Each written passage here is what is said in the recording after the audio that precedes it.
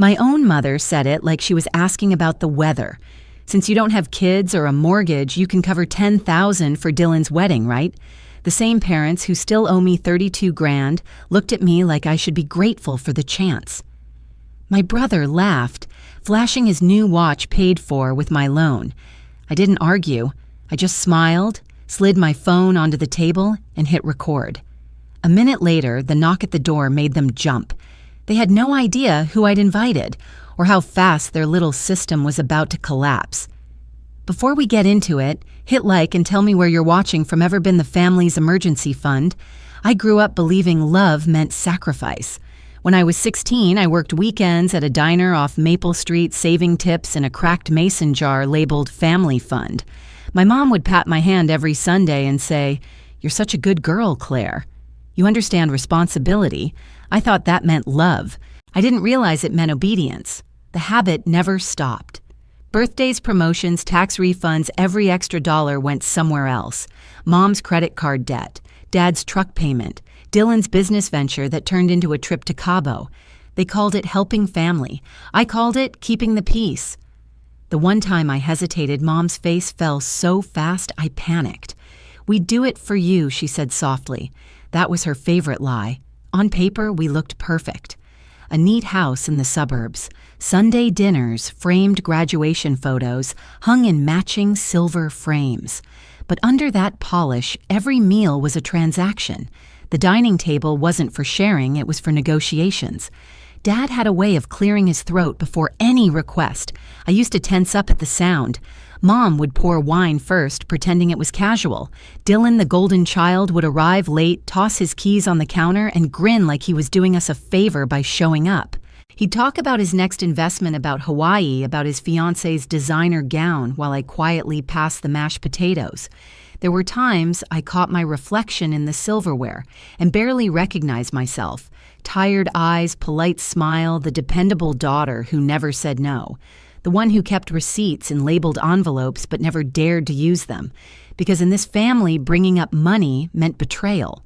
Still, part of me kept hoping they'd see me. Not as their lender, but as their daughter. The one who used to draw crayon cards for them, who still showed up with casseroles and hugs. That illusion finally cracked 6 months ago in the dentist's parking lot. I was shaking from pain, holding the estimate for emergency surgery, $3,000 due immediately. My savings were gone, drained by years of temporary loans. When I called Mom, my voice was breaking. "I just need help until payday," I said. She sighed like I was a stranger asking for a favor. "Oh, honey, we're a little tight. Can't you put it on a credit card?" I remember staring at my rearview mirror, watching my own face twist between disbelief and shame. 2 days later, Dylan posted a photo of his new BMW in their driveway. Mom commented, "So proud of you, sweetheart." That was the moment I realized the truth. I'd avoided my whole life. My love had never been enough. Only my money had. Still, I didn't stop hoping things could change. Because that's what people like me do. We keep showing up even when the door keeps closing. But the next time I knocked, I wasn't bringing cash. I was bringing consequences. 2 weeks after that call, Mom's tone changed again. Warm, sugary, dangerous. "We're having a little family dinner on Sunday," she said. "Nothing fancy, just a few of us talking wedding plans. You'll come, right?" I almost said yes out of habit, but something in her voice made me pause. "Sure," I said slowly. "Who's coming?" "Oh, just close family," she replied quickly, "and a few people helping Dylan and Emily plan things." That Sunday, I scrolled through Instagram while microwaving leftovers alone in my apartment. The first photo hit like a slap. My parents, Dylan, his fiancée, her parents all smiling at a long table under soft lights. The caption read, "Family dinner wedding plans coming together." I stared at it for a long minute, my fork halfway to my mouth. Close family. That's what she'd said. I typed a quick text. "What dinner is this?" Her reply came seconds later. "Oh, sweetheart, it was just for those directly involved in planning." Directly involved. I let out a dry laugh. So I was useful enough to fund the event, but not important enough to be invited. It might have ended there, but humiliation has a way of multiplying. The next week was the 4th of July barbecue in our neighborhood, the one Mom loved hosting because it made her look generous. I brought my potato salad and that same obedient smile ready to keep the peace. But peace isn't what they wanted. By the grill, I heard her voice floating through the chatter. "We're worried about Claire," she said to Mrs. Campbell and two neighbors, tone dripping with pity. "She's having a hard time financially. That's why she couldn't help with Dylan's bachelor party." My hand froze mid-scoop. She was lying so smoothly you'd think she believed it. "She's always been bad with money, bless her heart," Mom added. "We try to guide her, but she just doesn't listen." The women nodded their eyes, turning toward me, soft, judgmental, full of fake sympathy. My chest burned. I set down the bowl before it slipped from my hands. The truth was, I hadn't paid for that bachelor party because I was still digging out from the dental bill the one she'd refused to help with. For the first time, I didn't go inside to clean up or offer dessert. I just left. Drove home in silence with fireworks flashing red and white in my rearview mirror like the world was celebrating my breaking point. That night, Dad called. His voice was heavy rehearsed. "Your grandma's medical bills are piling up," he said. "If you can't help family, who can you help? Just 3,000 Claire." The guilt stabbed hard, but something in his tone didn't sit right. The next morning, I drove an hour to visit Grandma at her retirement community. She looked up from her crossword puzzle, bright-eyed as ever. "Medical bills," she repeated, confused. "Oh, no, dear. My insurance covers everything." For a moment, the world went silent. Then it hit me. This wasn't a misunderstanding. It was a pattern. I went home, pulled out the shoebox of receipts I'd kept for years, and began lining them across the floor. Dates, amounts, signatures. My so-called family's history spelled out in ink. I opened a new spreadsheet on my laptop and typed 3 words at the top. "They owe me." And for the first time in my life, I didn't feel guilty. I felt awake. The next few nights, I barely slept.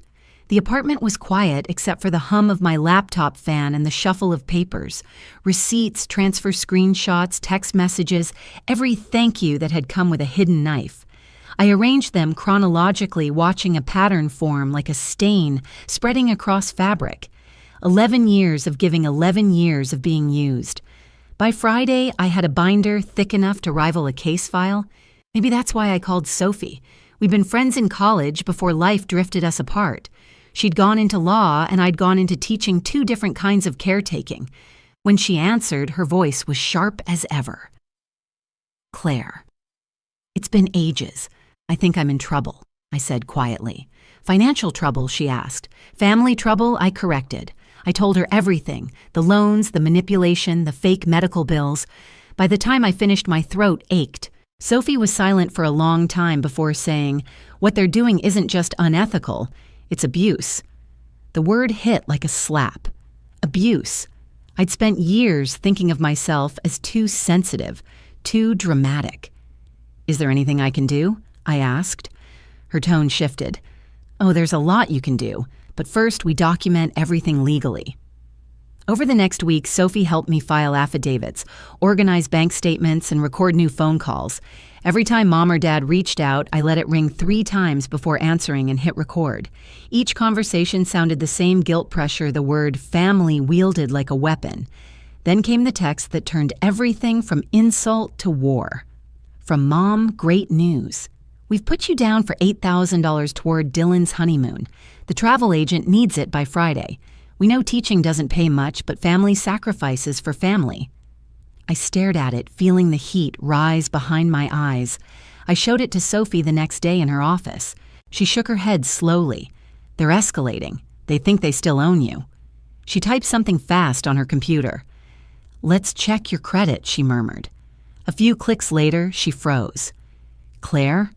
Did you open a credit card 5 years ago under an account ending in 7439? "No," I said immediately. Her face hardened. "Your brother did." The screen showed charges from luxury stores, flight tickets, and missed payments, all under my name. My credit score had been quietly bleeding for years. I felt my stomach drop, but Sophie's calm steadied me.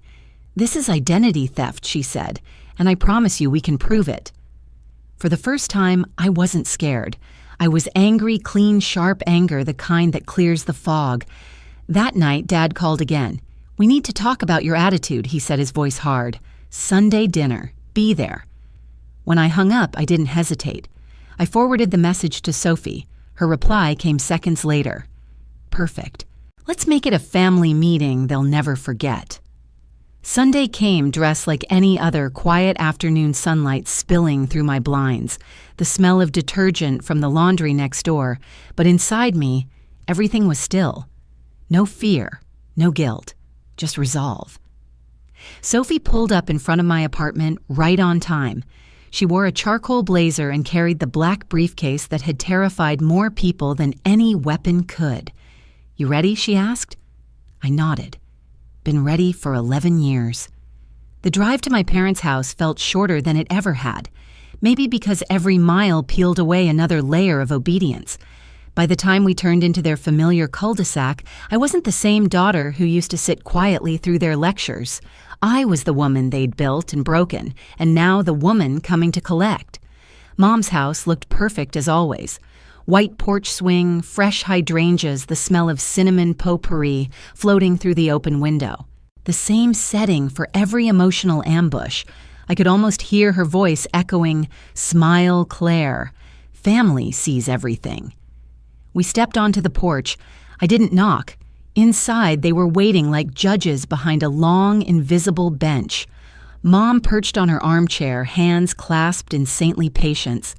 Dad stood near the fireplace posture, rigid. Dylan lounged on the couch, scrolling his phone, wearing that same watch he bought with my loan. Mom broke the silence first. "You're late, sweetheart. I brought someone with me." I said, my tone calm, almost kind. Dad frowned. "This is a family meeting." "Exactly," I said, opening the door wider. Sophie stepped in. The click of her heels on the hardwood sounded louder than thunder. The air changed tight electric. "Who is this?" Mom asked, her voice sharp now. "This is Sophie Tran," I said evenly, "my attorney." For a second, no one breathed. Mom laughed, a shaky, nervous sound. "Claire, what on earth she's here," I interrupted, "to discuss the $32,000 you owe me plus interest, and the fraudulent credit card opened under my name." Dylan's phone slipped from his hand, clattering onto the floor. "That's ridiculous," Dad barked. "You're suing your own family." "I'm holding them accountable," I said. "There's a difference." Sophie placed the briefcase on the coffee table and opened it with a soft metallic click. Inside were neatly labeled folders. She began laying them out one by one: loan agreements, text screenshots, bank transfers, voice transcripts. "These are legally binding promissory notes signed by Marianne and Frank Monroe," she said clearly. "And here, bank statements proving the funds left Ms. Monroe's account and entered yours. Additionally, here's evidence of a credit card in her name opened and used by Mr. Dylan Monroe." Mom's hand flew to her chest. "We didn't mean those were just family notes." "The court doesn't see them that way," Sophie said smoothly, "especially not after reviewing the recordings." "Recordings?" Dylan's voice cracked. I met his eyes. Every call, every message. "You said it yourself. Families help families. I just helped us all remember how." Dad's face reddened. "You're destroying this family, Claire." "No," I said quietly. "You destroyed it when you treated me like an ATM." For a moment, the only sound was the faint hum of the air conditioner. Then Sophie pulled one last folder from her case and slid it forward.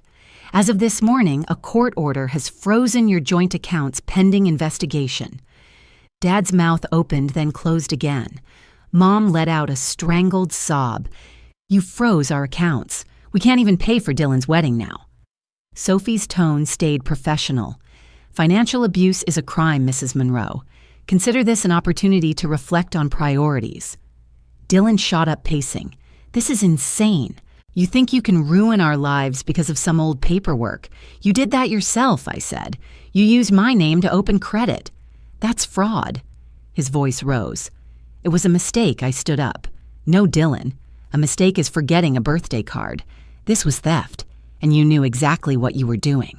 The rage in his eyes faltered, replaced by fear. That was new. That was power. Mom tried one last time. "Claire, please. We're family. You don't have to go through with this." I looked at her. Really looked. The woman who'd taught me that love meant debt. The woman who'd said, "We'd do the same for you," but never did. "You're right," I said softly. "I don't have to. But I will." Sophie gathered her documents, snapped the briefcase shut, and nodded to me. "We'll be in touch within 30 days for payment arrangements," she said formally. "If restitution isn't made, we'll proceed with litigation." We turned toward the door. Behind me, chairs scraped, voices cracked, Mom crying, Dad muttering curses, Dylan whispering, "What are we going to do?" under his breath. I didn't turn around. Outside, the air felt lighter, cleaner. Sophie looked at me as we reached the car. "You okay?" I exhaled slowly. "I think so." What's that feel like? I glanced back at the house one last time, like breathing for the first time. 3 months later, the judgment came through. Full repayment plus interest. Dylan pleaded down on the credit card fraud, but the penalty still hit hard restitution financial counseling and a stain on his record that no apology could erase. The Hawaii wedding evaporated into a local country club ceremony no one attended. Mom texted once, "You've torn this family apart." I replied, "No, I just stopped being your bank." She never answered. The silence that followed didn't hurt. It healed. 3 months later, the check cleared. $32,000 and change, 11 years of exhaustion reduced to neat black numbers on a bank statement. I should have felt triumphant, but what I felt was quiet. Not revenge, not rage, just peace. I used part of it for something small but symbolic, a down payment on a tiny 2-bedroom house with peeling white paint and a yard big enough for a garden. The first time I turned the key, I laughed, really laughed, because for once it was mine, not something I bought for someone else. Grandma came to visit the next weekend. She brought cookies, asked if I was happy, and when I nodded, she squeezed my hand and said, "It's good to see you breathing easy again." That sentence stayed with me. I spent evenings planting herbs by the porch, listening to the wind move through the leaves, realizing how different silence feels when it's not made of guilt. Mom still sends the occasional text, "You'll regret this," or "We raised you better." Dad hasn't called since court. Dylan's wedding photos never appeared online. Sometimes I scroll through old pictures of us, family dinners, birthdays, fake smiles, and I almost don't recognize that girl sitting at the edge of the table, always ready to pay the bill. She looks small. She isn't me anymore. Now, when someone says family helps family, I smile politely and think, yes, but real family doesn't ask you to bleed for it. Freedom doesn't come with fireworks. It comes quietly in the sound of a door closing behind you and the calm that follows when you finally know you'll never open it again. If you've ever been the responsible one, the fixer, the one who keeps giving until there's nothing left, this story's for you. Standing up for yourself doesn't make you heartless. It makes you whole. Sometimes walking away is the most loving thing you can do for yourself. If this story hit close to home, hit like, share it with someone who needs to hear it, and tell me in the comments where you're watching from. You're not alone, not anymore.